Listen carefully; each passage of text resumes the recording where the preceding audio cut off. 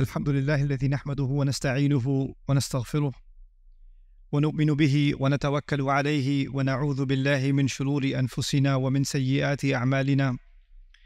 من يهده الله فلا مضل له ومن يضلل فلا هادي له، ونشهد أن لا إله إلا الله وحده لا شريك له، ونشهد أن محمدا عبد الله ورسوله أرسله الله تعالى بالهدى ودين الحق ليظهره على الدين كله وكفى بالله شهيدا، فصلى الله عليه وسلم تسليما كثيرا كثيرا. أما بعد، فإن أصدق الحديث كتاب الله، وخير الهدي هدي محمد صلى الله عليه وسلم، وإن شر الأمور محدثاتها، وإن كل محدثة بدعة، وكل بدعة ضلالة، وكل ضلالة في النار.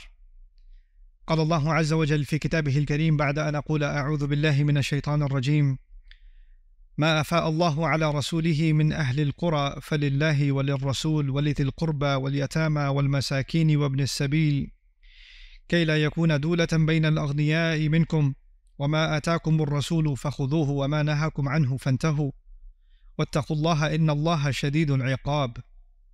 للفقراء المهاجرين الذين أخرجوا من ديارهم وأموالهم يبتغون فضلا من الله ورضوانا وينصرون الله ورسوله أولئك هم الصادقون.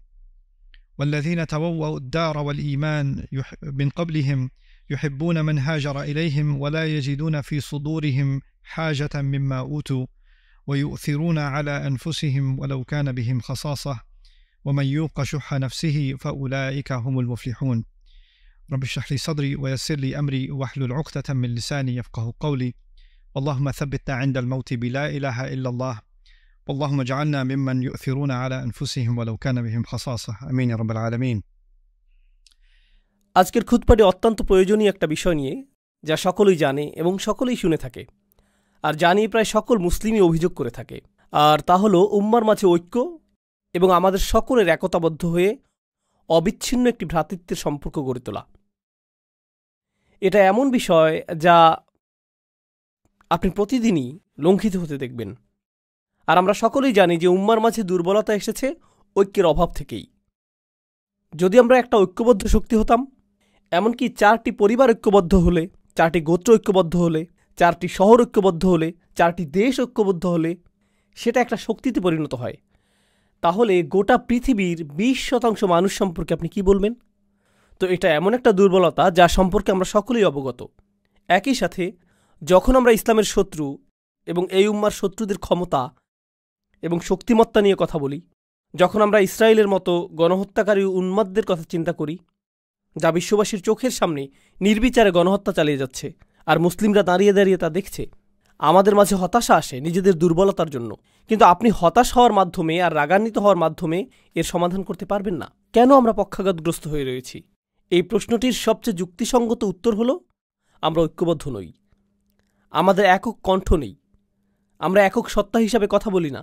আর আপনি সেটা অর্জনই বা করবেন কিভাবে? এটা অর্জন করাকে প্রায় অসম্ভব বলে মনে হয়। শত্রুদের উপায় উপকরণগুলোর কথা আপাতত ভুলে যান।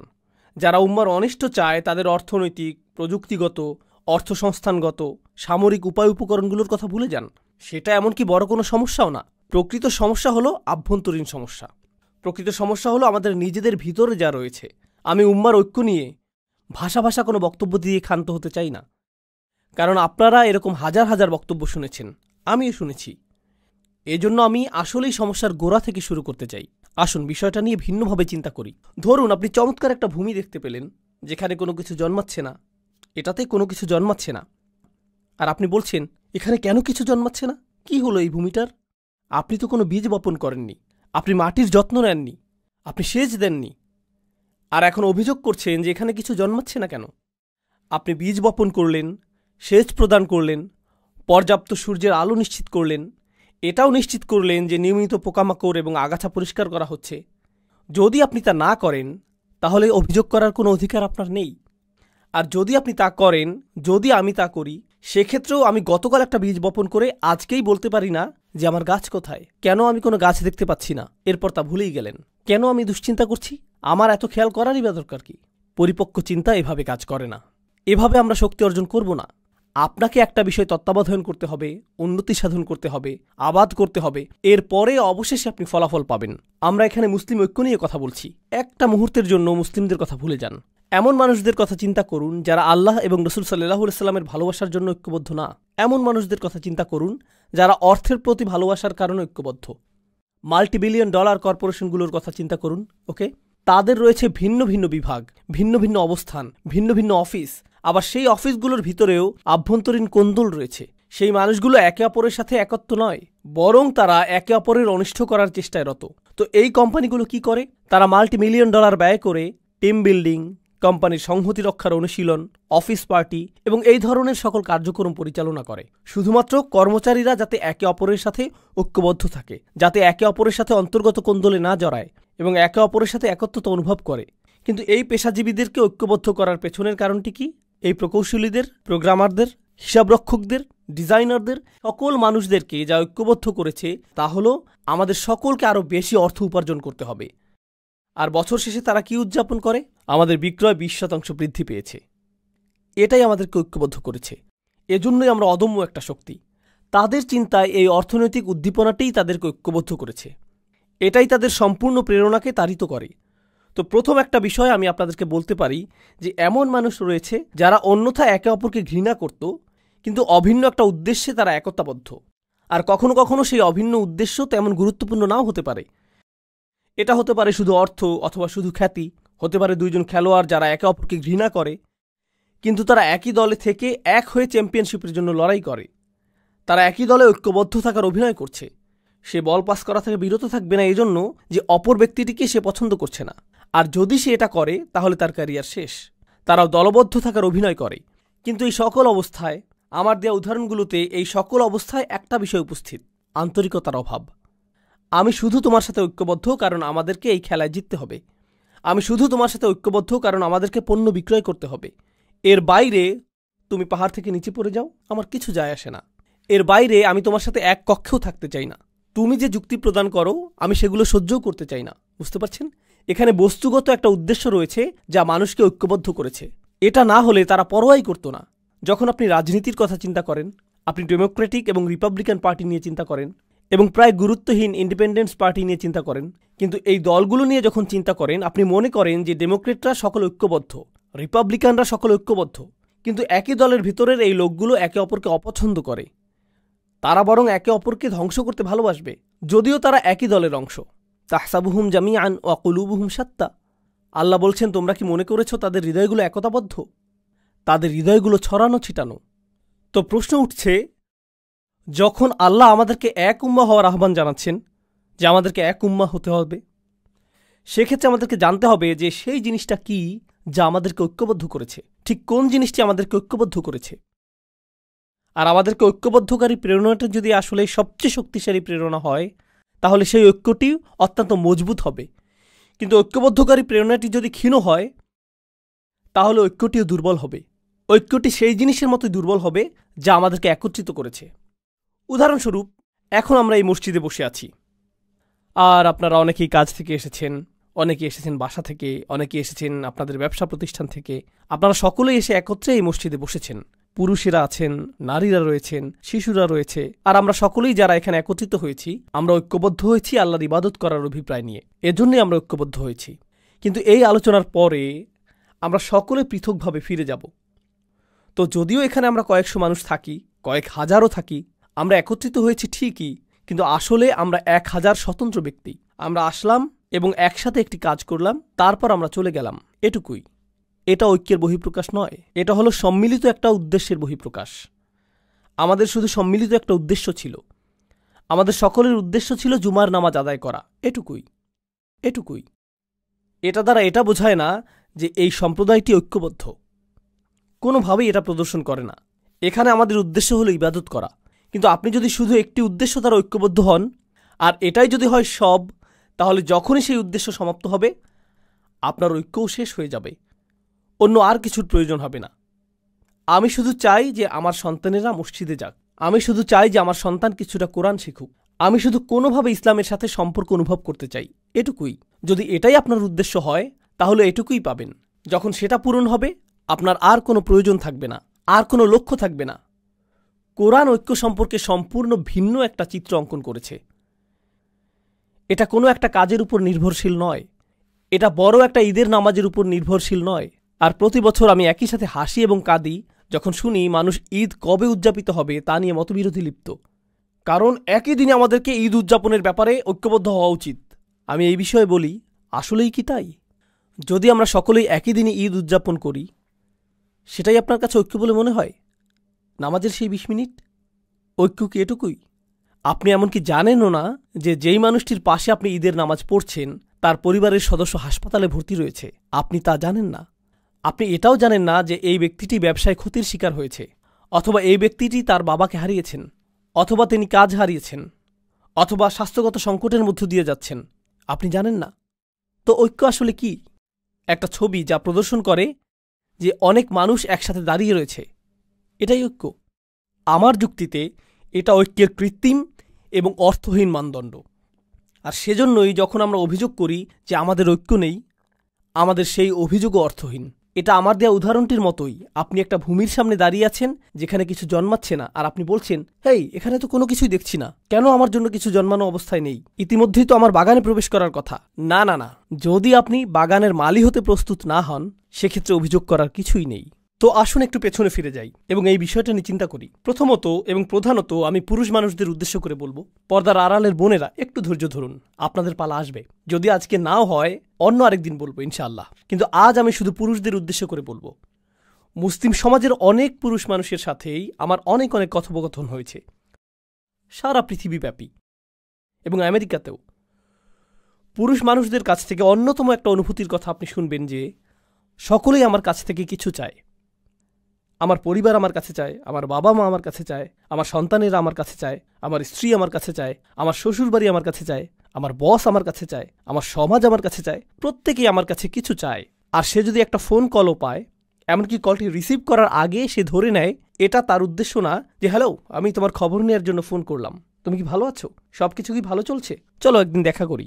এমনকি কেউ যদি কল দিয়ে বলে আসসালামু আলাইকুম, তুমি কেমন আছো, এর মধ্যেই আপনার মাথায় কাজ করে যে সে কি চাইছে, কি ব্যাপারে কল করেছে, কল করার কারণটা কি। কেউই এজন্য আপনার খোঁজ নেয় না যে তারা আপনার ব্যাপারে মনোযোগী। তারা আপনার খোঁজ নেয় কারণ তারা এমন কিছুর প্রতি মনোযোগী যা আপনি তাদেরকে দিতে পারবেন। তো হয়তো আপনি একটা ক্যাশ বাক্স, অথবা আপনি হয়তো একজন সেবক, আপনি শুধু এটুকুই। আপনি আছেন শুধুমাত্র ব্যবহৃত হওয়ার জন্য। আপনি একটা যন্ত্র যাকে ব্যবহার করা হয়, এটুকুই। কেউ আপনাকে নিয়ে চিন্তা করে না, কেউ আসলে আপনার ভিতরের সত্তাটিকে দেখতে পায় না। আর আপনি মসজিদে আসছেন, এখানে শুনতে পান যে মুসলিমরা সবাই ভাই ভাই, আসসালামু আলাইকুম, এরপর আপনারা একে অপরকে আলিঙ্গন করেন, সালাম এবং দোয়া বিনিময় করেন, এতে সমস্যা নেই। কিন্তু যখনই আপনি বলেন ভাই আমি কি আপনার সাথে একটু কথা বলতে পারি, আমি ব্যস্ত, এই মুহূর্তে একটু ব্যস্ত, কারণ কারোরই আপনার জন্য সময় নেই, কারোরই আপনার জন্য সময় নেই।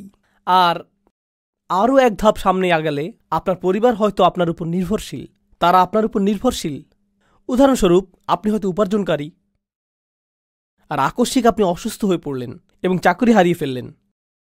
আপনি শুধুমাত্র চাকরি হারালেন না, পরিবারে আপনি সম্মানও হারিয়ে ফেললেন। আত্মীয়রা আর আগের মতো আচরণ করছে না। সবসময় তারা আপনাকে কল করত, এখন আর কেউ কলও করে না। তারা আর আপনার খোঁজ নেয় না, খোঁজ রাখে না, বরং যতটা সম্ভব আপনাকে এড়িয়ে চলে। জানেন কেন? কারণ আকস্মিকভাবেই আপনি দানকারীর ভূমিকা থেকে গ্রহণকারীর ভূমিকায় নেমে এসেছেন। তাই কিছু চাইতে পারে এমন কারো থেকে মানুষ দূরে থাকতে চায়। এমনকি আমাদের পরিবারের ভিতরেই যদি এমনটা ঘটে, তাহলে অবস্থাটা কি হতে পারে যখন এই পরিসর বড় হয়ে সমাজ পর্যন্ত বিস্তৃত হয়? তখন কি ঘটে যখন মানুষ অনুভব করে যে কেউ তার কথা চিন্তা করে না? আর আমরা এখানে একটা ভিন্ন ধরনের সমাজে বসবাস করছি। ইউনাইটেড স্টেটস কিন্তু ডেনমার্ক থেকে আলাদা, এটা জার্মানি থেকেও আলাদা, এমনকি এটা কানাডা থেকেও আলাদা। ইউনাইটেড স্টেটস সম্পর্কে এমন কিছু বলছি যা আপনারা নিজেরাও জানেন। এটাকে পুঁজিবাদের নমুনা ধরা হয়। পুঁজিবাদ অর্থ আপনাকে প্রথম হওয়ার প্রতিযোগিতায় নামতে হবে। কেউ আপনার জন্য চিন্তা করবে না, আপনার নিজের চিন্তা নিজেকেই করতে হবে। কেউ আপনার জন্য এগিয়ে আসবে না। আমরা তো শ্বাস প্রশ্বাসের সাথেও পুঁজিবাদ গ্রহণ করছি, আর তার সাথে যোগ হচ্ছে আমাদের সমষ্টিগত জীবন।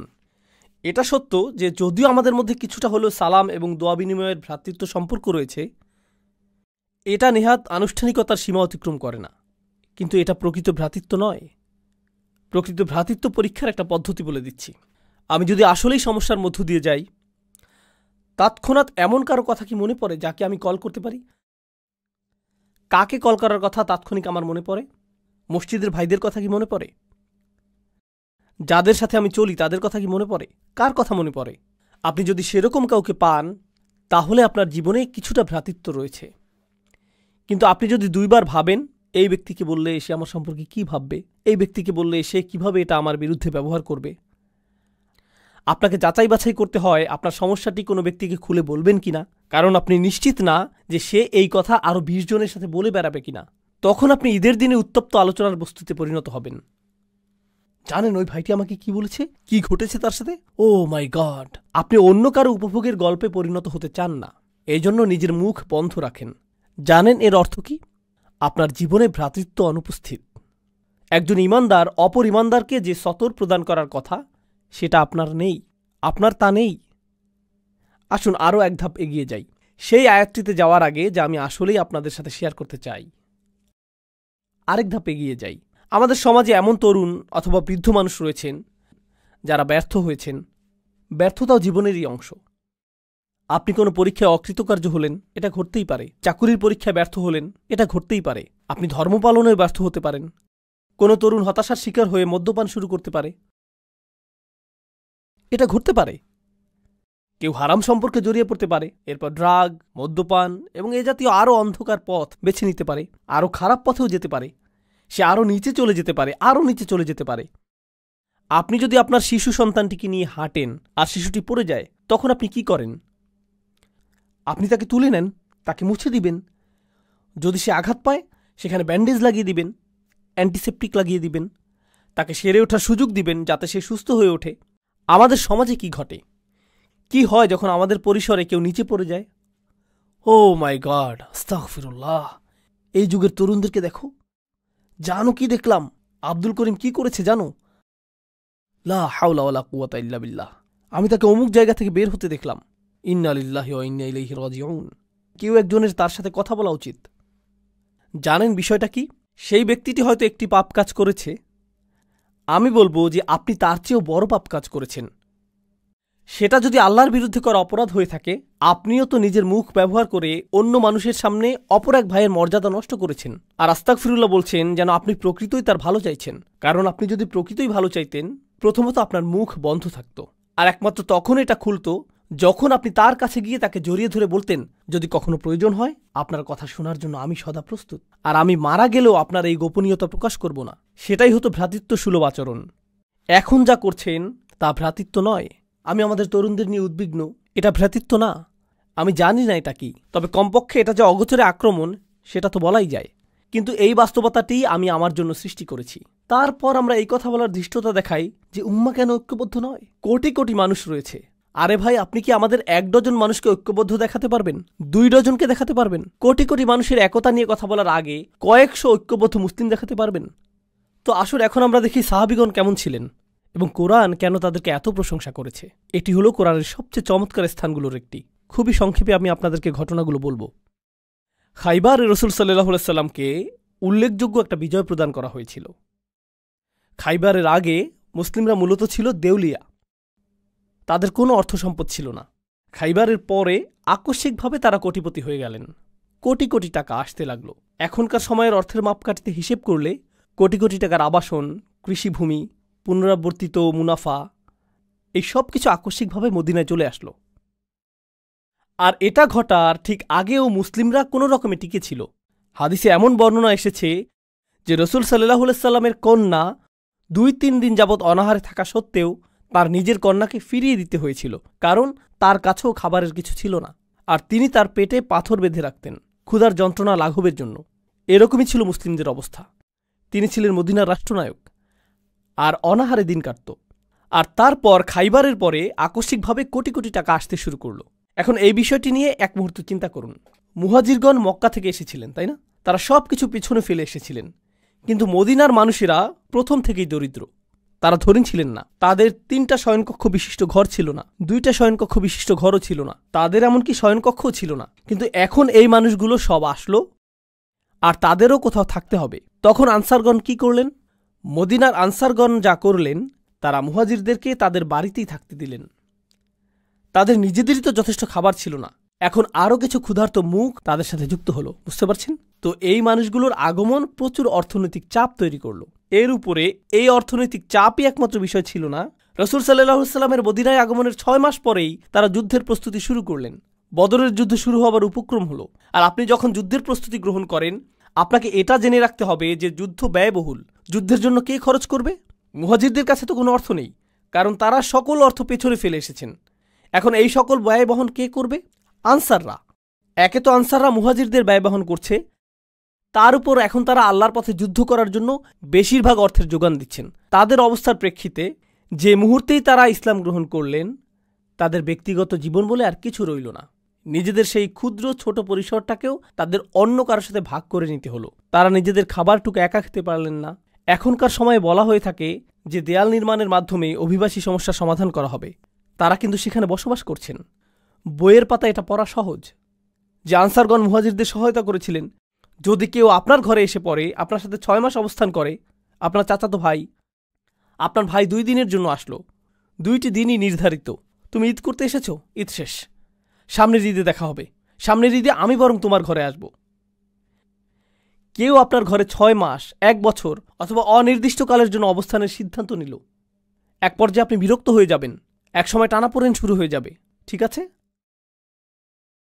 আপনি আমার ইসলামী ভাই, কিন্তু আপনি কি এখানে বসা থেকে বিরত থাকবেন? এটা আমার বসার স্থান। আপনি আমার ইসলামী ভাই, কিন্তু আমার যেই এক টুকরো চিকেন ছিল তাই আপনি খেয়ে নিলেন। এই কমলাটি কে নিয়েছে? এটা কে করেছে? কে সবকিছু এলোমেলো করে রেখেছে? ও আল্লাহ! এরকম শুরু হয়ে যাবে।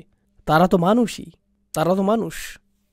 এর উপরে তারা আবার একটি যুদ্ধের সম্মুখীন হলেন। আর বেশিরভাগ শহীদ বদর এবং উহুদে, বেশিরভাগ মানুষ যারা হত্যার শিকার হয়েছিলেন, তারা ছিলেন আনসার, তারা ছিলেন মদিনার অধিবাসী। তো আমরা ব্যয় করছি, আমরা গৃহের অংশ ছেড়ে দিচ্ছি, আবার আমরা হত্যারও শিকার হচ্ছি। এই সব কিছু ঘটতে থাকলো। আর তারা দিয়েই গেলেন, দিয়েই গেলেন, দিয়েই গেলেন এবং দিয়েই গেলেন। সবশেষে কোটি কোটি টাকা আসতে লাগলো। খাইবারের যুদ্ধের পর তারা কোটিপতি হয়ে গেলেন। আমি যদি আনসারি হতাম, আমি তা না, আমি এখানে আমার কল্পনাকে ব্যবহার করছি, যদি আমি আনসারদের একজন হতাম, আমি বলতাম কুছ তো বাপাস মিলে, কিছুটা হলেও তো ফেরত পাবো। আমি ঘোষণার জন্য অপেক্ষা করছি, কারণ আমি অর্থ ব্যয় করেছি, নিজের বাসস্থানের অংশ দান করেছি, কিছুটা তো ফেরত পাবো, যেহেতু গনিমতের এই সম্পদ আমরা লাভ করেছি। এখন আয়াতটি লক্ষ্য করুন, মা আফা আল্লাহু আলা রসুলিহি, আল্লাহ যাই তার রসুলের মাধ্যমে অর্জন করার সামর্থ্য প্রদান করেছেন, মিন আহলিল কুরা, অর্থাৎ সেই শহরগুলো থেকে, যার অর্থ খাইবার, ফালিল্লাহ, তা আল্লাহর মালিকানাধীন। প্রথমত একটা অংশ হচ্ছে আল্লাহর উদ্দেশ্যে। এটা দিয়ে কি বুঝায় তা এখন বলবো না, অন্য এক সময় বলবো। ওকে, ঠিক আছে, আল্লাহর জন্য, আমি বুঝতে পেরেছি। এরপর অলির রসুল, পরের অংশটি যাচ্ছে রসুল সাল্লাল্লাহু আলাইহি সাল্লামের উদ্দেশ্যে, রসুল এবং তার পরিবার। ওকে, ঠিক আছে, এটা বেশ ভালো। ওয়াজিল কুরবা, নিকট আত্মীয়দের জন্য। ওয়ালিয়াতামা, ইয়াতিমদের জন্য। আমি একজন আনসারি হয়ে তাকিয়ে আছি, ঠিক আছে, এতিমরা পাবে, আমি হয়তো এর পরে পাবো। ওয়াল মাসাকিন, গরিব মানুষেরা। ওকে, ঠিক আছে, গরিব মানুষদের পালা শেষ। এখন কি আমার প্রসঙ্গ আসবে? ওয়াবনিস সাবিল, যে মানুষেরা ভ্রমণরত, তাদের সাহায্য প্রয়োজন, কিছু অর্থ তাদের কাছেও যাবে। ঠিক আছে, তারপর এই আয়াতটির শেষে আল্লাহ বলছেন, মা আতাকুমুর রাসূলু ফাখুযুহু, আল্লাহ রসুল তোমাদের জন্য যা নীতি নির্ধারণ করেন তা গ্রহণ করো। ওমা নাহাকুম আনহু ফান্তাহু, আর তিনি যা নিষেধ করেন তা থেকে বিরত থাকো। ঠিক আছে, এখন পরবর্তী আয়াত, পরবর্তী গ্রহীতার কথা আসছে। লিল ফুকারা ইল মুহাজিরিন আল্লাযীনা উখরিজু মিন দিয়ারিহিম ওয়া আমওয়ালিহিম ইয়াবতাগুনা ফাদলাম মিনাল্লাহি ওয়া রিদওয়ানা, কপরদকহীন মুহাজিরগণ, যাদেরকে তাদের গৃহ এবং সম্পত্তি থেকে উৎখাত করা হয়েছে, যারা আল্লাহর অনুগ্রহের অন্বেষণ করে, যারা আল্লাহর অনুগ্রহের অন্বেষণ করে এবং তার সন্তুষ্টি কামনা করে, তারাই পরবর্তী গ্রহীতা। এখানে তো অনেকগুলো গ্রহীতা, সকল অর্থ বিভক্ত হয়ে যাচ্ছে, কিন্তু কার কথা এখনও উল্লেখ করা হয়নি? আনসারদের কথা উল্লেখ করা হয়নি। আর আনসারগণই সবচেয়ে বেশি অর্থ ব্যয় করেছিলেন, কিন্তু তাদের কথা এখনও আসেনি। সব শেষে আল্লাহ তাদের প্রসঙ্গ উল্লেখ করে বলছেন, ওয়াল্লাযীনা তাবাওয়াদ-দার ওয়াল ঈমান। শুধু লক্ষ্য করুন কিভাবে আল্লাহ তাদের সম্পর্কে বলছেন।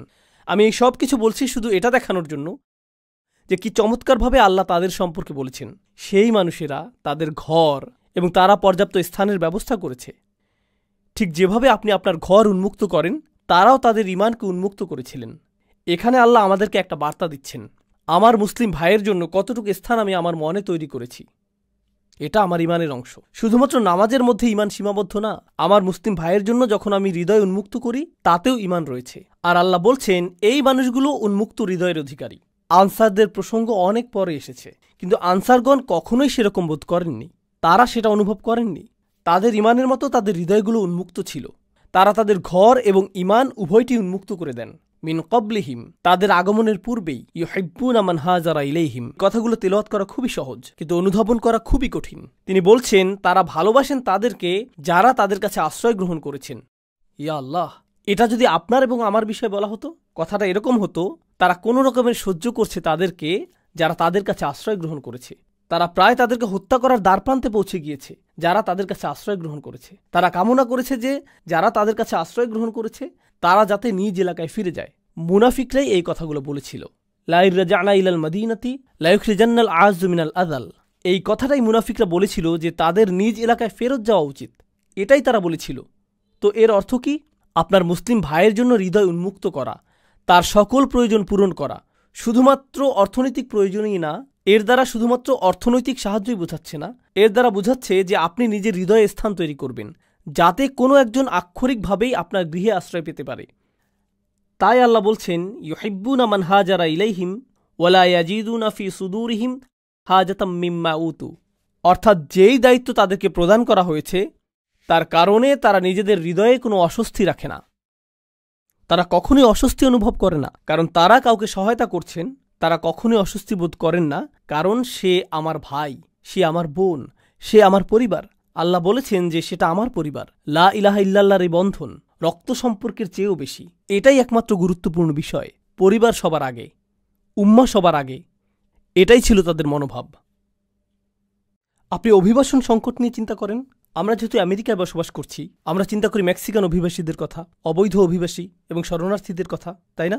মুসলিম বিশ্বে যান, পাকিস্তানে যান, সেখানে আফগানি অভিবাসীরা রয়েছেন। মালয়েশিয়াতে যান, সেখানে ভারতীয় অভিবাসীরা রয়েছেন, ভারতীয় মুসলিম। বিভিন্ন মুসলিম দেশে যান, সেখানে অন্য দেশের মুসলিম অভিবাসী রয়েছেন। তুরস্কে যান, সেখানে সিরিয়ান অভিবাসী রয়েছেন। আর তারা উভয়ই মুসলিম, তারা উভয়ই মুসলিম। সেখানে বক্তব্যটি কি? মুসলিমদের মনোভাব সেই মুসলিমদের প্রতি যারা তাদের কাছে স্থানান্তরিত হয়েছে, সেই মনোভাবটা কেমন? এই সকল স্থানে এবং অন্য আরও স্থানে ট্রাম্প যেভাবে অভিবাসীদের নিয়ে কথা বলে, তারাও তাদের সম্পর্কে ঠিক সেভাবেই কথা বলে। প্রকৃতপক্ষে তারা এর চেয়েও খারাপভাবে কথা বলে। ট্রাম্প বরং উত্তম বলে। সেই ব্যবহার লক্ষ্য করুন এবং লক্ষ্য করুন যে কোরআন কি বলছে। ইউহিব্বুনা মান হাজারা ইলাইহিম। মুসলিম বিশ্বেই অন্য মুসলিম দেশ থেকে আগত কত হাজার মানুষকে সীমানায় আটকে দেয়া হয়েছে। সেখানে তারা মূলত ক্যাম্পে বসবাস করছেন। তারা এমনকি ভেতরেও প্রবেশ করতে পারছেন না। আর তারা প্রজন্মান্তরে সেখানে রয়েছেন। শিশুরাও একই ক্যাম্পগুলোতেই জন্মেছে এবং বেড়ে উঠছে। ওয়ালা ইয়াজিদুনা ফি সুদুরিহিম হাজাতাম মিম্মা উতু ওয়া ইউসিরুনা আলা আনফুসিহিম ওয়ালাউ কানা বিহিম খাসাসা। তারা নিজেদের উপর অন্যদেরকে প্রাধান্য দেয়, যদিও তারা নিজেরা অভুক্ত অবস্থায় থাকে। তারা নিজেদের উপরে অন্যদেরকে অগ্রাধিকার দেয়। তারা অন্যদের জন্য নিজেদের প্রয়োজনকে তুচ্ছ করে দেখেন, যদিও তারা অনাহারে থাকেন। এটা বেশ উঁচু মানদণ্ড। আল্লাহ বর্ণনা দিচ্ছেন যে পরিমাণ অর্থ এসেছে তা নির্ধারিত আল্লাহর জন্য, রাসূলের জন্য, দরিদ্র কপরদক্ষিণ মানুষদের জন্য, মুহাজিরদের জন্য। আর তারপর তিনি আনসারদের কথা অসাধারণভাবে বর্ণনা করলেন। এত দীর্ঘ আয়াত উৎসর্গকৃত হয়েছে শুধুমাত্র আনসারদের জন্য আর তাদের কৃতকর্মের জন্য। আর তিনি শেষ করেছেন এই বলে যে ওমা ইউকা শুহা নাফসিহি ফাউলাইকা হুমুল মুফলিহুন। যে নিজেকে লোভ ও স্বার্থপরতা থেকে রক্ষা করতে পারবে সেই সফল। আমার সুরক্ষা প্রয়োজন আমার নিজের একটা অংশ থেকে। আমার নিজের ভিতরে রয়েছে লোভ এবং স্বার্থপরতা। আমাদের সকলের মধ্যে এটা রয়েছে। আল্লাহ বলেছেন আমাদের ভিতরে সুহ রয়েছে আর আমাদের সুরক্ষা প্রয়োজন শুধুমাত্র শয়তানের কাছ থেকেই না, আমার সুরক্ষা প্রয়োজন আমার নিজের সুহ থেকেও। যে সকল মানুষ তাদের ভিতরের এই দুর্বলতা থেকে মুক্ত হতে পারবে তারাই সাফল্য অর্জন করবে। ফাউলাইকা হুমুল মুফলিহুন। আমি চাই যে আমি নিজে এবং আপনারা আমাদের নিজস্ব পরিসরে পুনরায় চিন্তা করা শুরু করি যে ঐক্য অর্থ আসলে কি। কারণ কোরআনে বর্ণিত ঐক্য হল নিজের ভেতরে অনুভূত ঐক্য। এটা সেরকম ঐক্য না যা শুধু বাহ্যিকভাবে দেখতে ঐক্যের মতো। এটা ঐক্য না যে আমরা একই রকম কথা বলি, অথবা আমরা একই রকম পোশাক পরি, অথবা আমরা একই মাযহাব অনুসরণ করি তাই আমরা ঐক্যবদ্ধ, আমাদের দাড়ির দৈর্ঘ্য সমান তাই আমরা ঐক্যবদ্ধ, অথবা আমাদের কাপড় সমান মাপে টাকনুর উপর থাকে তাই আমরা ঐক্যবদ্ধ, আমরা একই বক্তার আলোচনা শুনি তাই আমরা ঐক্যবদ্ধ। এগুলো সবই অযৌক্তিক, এগুলো সবই অর্থহীন। প্রকৃত ঐক্য হল যখনই আপনি কোনো মুসলিম ভাইকে দেখেন, যেই মুহূর্তে তিনি আপনাকে সালাম দেন, অন্য সকল প্রতিবন্ধকতা অদৃশ্য হয়ে যায়। ওয়ালা তাকুলু লিমান আলকা ইলাইকুমুস সালামা লাস্তা মুমিনান। এটুকুই যথেষ্ট। তারা আপনার ভাই, আপনি তাদের জন্য সদা প্রস্তুত, তারা আপনার জন্য সদা প্রস্তুত।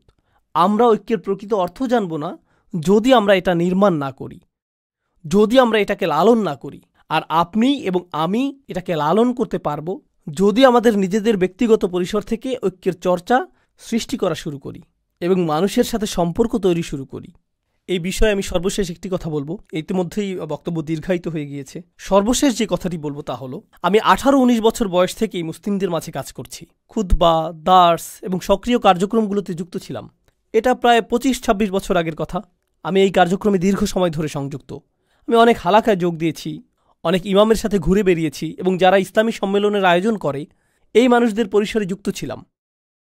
আর এই পরিসরে আপনি বন্ধুত্ব তৈরি করেন, তাদের সাথে আপনি কথা বলেন ইসলাম নিয়ে, আপনি কথা বলেন উম্মার সমস্যা নিয়ে, আপনি অমুক আয়াত নিয়ে কথা বলেন, আপনি অমুক হাদিস নিয়ে কথা বলেন, আপনি ইতিহাস নিয়ে কথা বলেন। জানেন, এই 25 বছর যাবৎ আমার পরিসরের মধ্যে একটা জিনিস রয়েছে যা নিয়ে কেউ কথা বলেনি, আর আমিও এটা নিয়ে কারোর সাথে কথা বলিনি। আর তা হলো তাদের ব্যক্তিগত জীবনে তারা কি কি সমস্যার মধ্য দিয়ে যাচ্ছেন। আমার পরিসরের মধ্যে এমন মানুষ ছিলেন যারা সকল ধরনের সমস্যার সাথে লড়াই করে যাচ্ছিলেন। বিষণ্ণতা, দুশ্চিন্তা, এমনকি কখনো কখনো আত্মহত্যার চিন্তা, বিবাহ বিচ্ছেদের কষ্ট, সন্তান লালন পালন, ভিসা বাতিল হওয়া, সব ধরনের সমস্যা ঘটে যাচ্ছে। আপনার জানার বাইরে থেকে যাচ্ছে, কারণ তারা এটা জানে যে এসব বিষয়ে কথা বলার জায়গা এটা না। তাদের মনোযোগের কেন্দ্রবিন্দু হলো শুধু হালাকা। তাদের মনোযোগ হলো তুমি কি এই প্রোগ্রামটা করতে পারবে, এটাই তাদের মনোযোগের বিষয়, এটুকুই। আর তুলনা করার জন্য আমি খ্রিস্টানদের একটা গির্জায় গিয়েছিলাম, শুধু দেখার জন্য যে তারা কি করে। এক বুধবার রাতে গিয়েছিলাম, এখানকার স্থানীয় একটা গির্জা। তারা গোল হয়ে বসে, প্রথমে 5-7 মিনিট তারা গান গায় এবং এই জাতীয় কিছু কাজ করে। এরপর 1 ঘন্টা অতিবাহিত করে। জানেন সেই 1 ঘন্টায় তারা কি করে? সেখানকার পাদ্রী একজনকে বললেন, এই তোমার নাম কি? আমার নাম ফ্রাঙ্ক। তোমার নিজের সম্পর্কে কিছুটা বলো ফ্রাঙ্ক। এটা এটা এটা এটা তোমার এমন কি কোনো বিষয় আছে যার জন্য আমরা সবাই প্রার্থনা করতে পারি? হ্যাঁ, আমার মেয়ে আমার সাথে কথা বলে না, সেজন্য প্রার্থনা করুন। সকলে আসুন ফ্রাঙ্কের জন্য প্রার্থনা করি। পরবর্তী ব্যক্তি, পরবর্তী ব্যক্তি, পরবর্তী মহিলা, তুমি কি সমস্যা রয়েছ? আসো তোমার জন্য প্রার্থনা করি। কল্পনা করতে পারেন তারা এভাবে কথা বলছে, আর এই মানুষগুলো একে অপরকে চিনেও না। সব শেষে তারা একে অপরকে আলিঙ্গন করলো। এরপর এক ব্যক্তি এসে বলল, আমার মেয়ের সাথেও আমার একই রকম অবস্থা ছিল, আমরা কিন্তু যোগাযোগ রাখতে পারি, মাঝে মাঝে এই বিষয়ে কথা বলতে পারি, এটা অনেক বড় প্রাপ্তি। আর আমি বিস্মিত হয়ে এটা দেখছিলাম। আমাদের সত্য ধর্মের অনুসারী হওয়ার কথা ছিল, আমাদের হওয়ার কথা ছিল আদিল্লাতিনা আলাল মুমিনিন, আমাদের হওয়ার কথা ছিল ইউসিরুনা আলা আনফুসিহিম। আমি দেখলাম যে এই সবগুলো আয়াতই এমন মানুষেরা চর্চা করছে যারা আমাদের ধর্মের ভিতরের কেউ না। আর এত বছর ধরে আল্লাহর ঘর মসজিদে এবং মুসলিম পরিবেশে থেকেও আমি এটা দেখিনি। যা আছে তা খুবই সামান্য। আমাদেরকে যত্নশীলতার সাথে লালন করতে হবে, ভ্রাতৃত্বের লালন করতে হবে। এখান থেকেই ঐক্য আসবে। এটা বক্তব্য, আলোচনা এবং ভিডিও থেকে আসবে না। এটা আসবে যখন আপনি এবং আমি আসলেই সম্পর্ক তৈরি করব, গভীর সম্পর্ক। আল্লাহ আমাদেরকে একটি খাঁটি ঐক্যের অধিকারী মানুষে পরিণত করুন, আর আমাদেরকে একে অপরের প্রতি আন্তরিক করে দিন। তিনি আমাদের সম্পর্কের কৃত্রিমতা ও কপটতা দূর করে দিন এবং সবচেয়ে শক্তিশালী, গভীর এবং অকৃত্রিম সম্পর্ক দিয়ে তা প্রতিস্থাপিত করে দিন। বারাকাল্লাহু লি ওয়া লাকুম। আসসালামু আলাইকুম।